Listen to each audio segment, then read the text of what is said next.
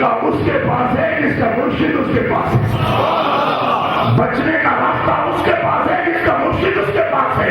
کیونکہ مرشد نگران ہے کہ بیٹا تیرے یہ سارے عمل تیرے خدا کے لیے ہے، یہ مت دے کہ دنیا کی نظروں میں کیسا لگتا ہے، تو یہ تصور میں لا کہ میں اپنے مالک کی نظر میں کیسا لگ رہا ہوں۔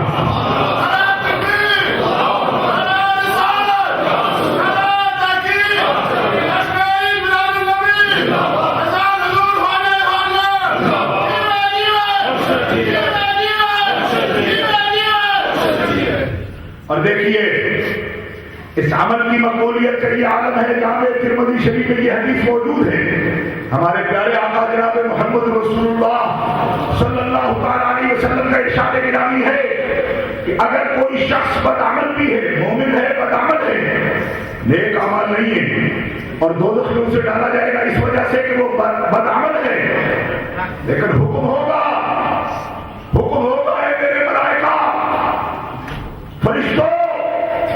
جو لوگ اپنی بدعملی کی وجہ سے دوزخ میں ہیں ان میں کوئی ایک ایسا تو نہیں کہ من ذکرنی فی یوم او خافنی فی مقام، زندگی میں ایک دن بھی جنہوں نے محبت کے ساتھ مجھے یاد کیا تھا، ایسا تو کوئی اپنی بدعملی کی وجہ سے دوزخ میں نہیں جا رہا۔ عرض ہوگا مالک ایسے ہیں جنہوں نے زندگی میں ایک مرتبہ تو تجھے محبت سے یاد کیا، فرمایا میری قدرت کو یہ گوارا نہیں، جس نے اخلاص و محبت سے زندگی میں ایک مرتبہ بھی مجھے یاد کیا، وہ دوزخ کا مستحق نہیں ہے، فرشتوں اسے نکالو اور زندگی کے ایک دن کے ذکر کی برکت سے اسے جنت میں داخل کر دیا جائے۔ جامع ترمذی شریف میں بسند صحیح یہ حدیث پاک موجود ہے، زندگی میں ایک لمحہ، پیار سے کہیے سبحان اللہ، زندگی میں ایک لمحہ۔ اب میں یہ تو نہیں کہوں گا کہ ہمیں کوئی اترانا چاہیے، کیوں کہ اترانا تو کبھی بھی نہیں چاہیے، فخر تو کبھی بھی نہیں چاہیے، کیوں ہمیں اولیاء اللہ نے یہی سکھایا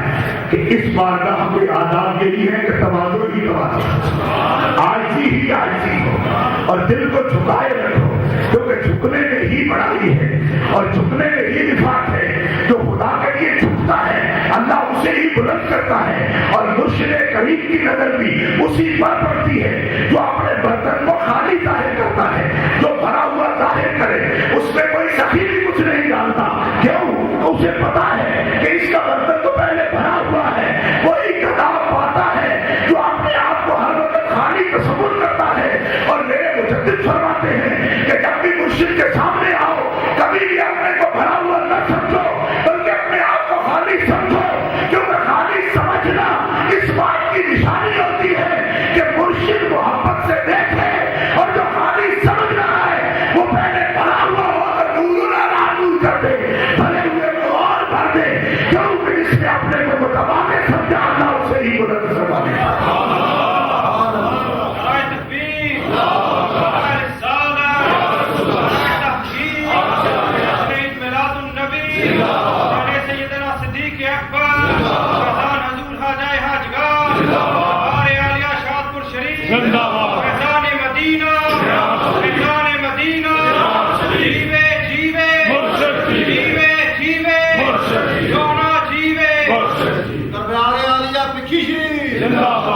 گرامی قدر حضرات، آج الحمدللہ اس جماعت کا توحید جو چاند ہے تبلیغ رسالت، 1.25 لاکھ کم و بیش انبیاء کرام کا پیغام کیا ہے؟ پیغام توحید ہے، اور توحید کا پیغام وہ ذکر ہے،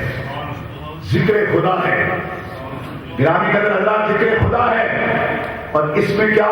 مقام رفیع ہے، فاذکرونی اذکرکم واشکرونی ولا تکفرون، تم مجھے یاد کرو میں تمہیں یاد کروں، اللہ کا فرمان ہے۔ اور سرکار فرماتے ہیں کہ جب کوئی ذاکر اللہ کو یاد کرتا ہے، ذکر کرنے والا، تو وہ اپنی احتیاج، اپنی محتاجی، اپنی مسکنت، اپنی بندگی، اپنی تواضع، اپنا تذلل، اپنی خشیت اپنے مالک کے سامنے ظاہر کرتا ہے، اور مالک جب اسے یاد کرتا ہے آپ کو حکم سے، تو وہ کیا کرتا ہے؟ فرمان مالک اپنی رحمت، اپنی محبت، اپنا رجوع، تواب ہے نا، فرمایا وہ اپنا رجوع، اپنی محبت، اپنی بخشش، اپنی شفقت، اپنی مہربانیاں وہ اس کے ساتھ یاد کرتا ہے۔ ادھر بندے نے احتیاط پیش کی، مالک نے اپنی رحمت عطا فرمائی۔ ہر لمحہ یہ کہے یا اللہ اللہ، وہ فرماتا ہے عبدی، اے میرے بندے،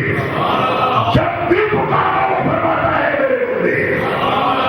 اب اس پر آپ غور فرمائیے کہ جب اتنا تطابق ہے کہ جب بھی آپ نے کہا اللہ، وہ آپ کو بندہ کہتا ہے۔ اس تصور کو ذرا دل کی طرف متوجہ کیجیے۔ اب آپ جتنی مرتبہ اللہ پکارتے ہیں وہ آپ کو عبد پکارتا ہے، اس سے بڑی اور خوش قسمتی کیا ہو سکتی ہے؟ اس سے بڑی خوش قسمتی کیا ہے کہ ایک بندہ ایک دن میں، ایک مجلس میں کتنی ہی مرتبہ اپنے مالک کی نظر میں آتا ہے؟ کیونکہ جب وہ عبدی کہتا ہے تو اس کی طرف متوجہ ہوتا ہے۔ تو خالق کی توجہ حاصل، کوئی بندہ کہے کہ میں خالق کی خاص توجہ حاصل کرتا ہوں، اور کسی کے پاس تو معیار ہے یا نہیں، لیکن یہ معیار قرآن کا اور حدیث کا ہے کہ جب بھی بندہ اپنے مالک کو پکارتا ہے تو مالک بندے کی طرف متوجہ ہوتا ہے، اور متوجہ ہونے کی اس کی اپنی شان ہے۔ لقد تاب اللہ علی النبی والمہاجرین والانصار، اللہ متوجہ ہوتا ہے نبی کی طرف بھی، علی النبی اپنے محبوب کی طرف متوجہ ہے، والمہاجرین والانصار، اور مہاجر صحابہ کی طرف، انصار صحابہ کی طرف متوجہ ہوتا ہے اپنی شان سے۔ الذین اتبعوہ فی ساعۃ العسرہ، کہ جو اس وقت بھی محبوب کی پیروی کر رہے تھے جو مشکل وقت تھا۔ اب آپ کی توجہ ہے، سب سے زیادہ توجہ انہوں نے پائی جب محبوب کی اس وقت مطابقت کی جب محبوب کے ساتھ چلنا مشکل تھا۔ فی ساعۃ العسرہ، ساعۃ العسرہ میں، تو یہ بزرگ ہمارے بزرگوں میں سب سے زیادہ میرے خیال میں اس وقت عمر کے بزرگ جو کھڑے ہو کے حضرت اپنے